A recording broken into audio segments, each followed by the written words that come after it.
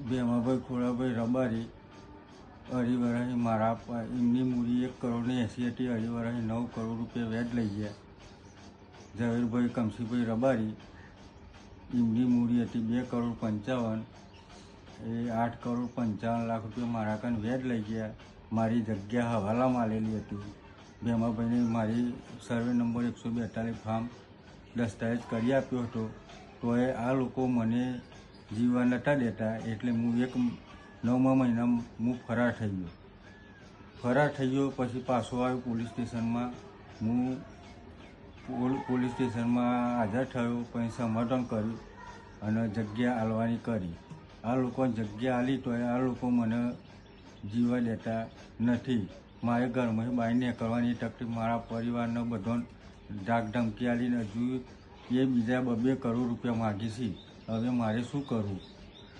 રાજવીરસિંહ મહાવીરસિંહ રાઠોડ આજે અઢી વર્ષ મારી પાસે 1 કરોડ રૂપિયા લઈ ગયો હતો. એના કારણે હું આજે આ વ્યાજના ચક્કરમાં પડ્યો.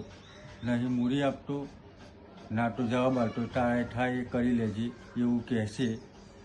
પૃથ્વીસિંહ જગતસિંહ ચાવડા છેતરપિંડી કરીને મારી પાસે 40 લાખ રોકડા અને 20 લાખનો ચેક લઈ ગયો.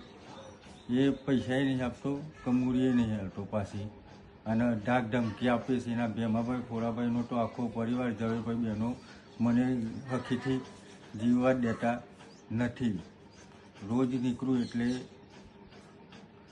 આજે 4 મહિના થઈ ગયા. 4 મહિના મારા ઘરથી બહાર રસ્તાથી નીકળાતું નથી. નીકળવા જાઉં એટલે મારઝૂડ કરીશ. તો એ હું પોલીસના કહેવાથી એમને મારા ફાર્મનો કબજો આપી દીધો. મારા જે સર્વે નંબરો લખાયેલા હતા એ રદ કરવાના હતા, તો એ ના કરી આલ્યા. અને એ દિવસ કહેવા ગયો તો મને બધો વચ્ચે માર્યો. પોલીસમાં હું કેસ લખાવ્યો, એના જગ્યાએ પોલીસે એમની હોય એ રીતે પોલીસવાળાએ મને ધાક ધમકી આપી છે. હવે મારે જવું ક્યાં?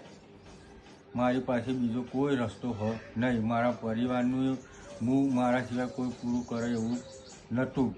આજે મારો ભાઈ અપંગ છે, ઘર છોડીને જઈએ ક્યાં? મારી પાસે કોઈ મિલકત કશું રહ્યું નથી. આ લોકોએ મને વ્યાજમાં એટલો બરબાદ કરી નાખ્યો. મારી 70 વીઘા જગ્યામાંથી આજે 1 વીઘો જગ્યા મૂકી નથી. અને આખો પરિવાર આ રબારી સમાજના 2 ઘરોનો આજે નીકળાતું નથી મારા ઘરની બહાર. હવે મારે શું કરવું?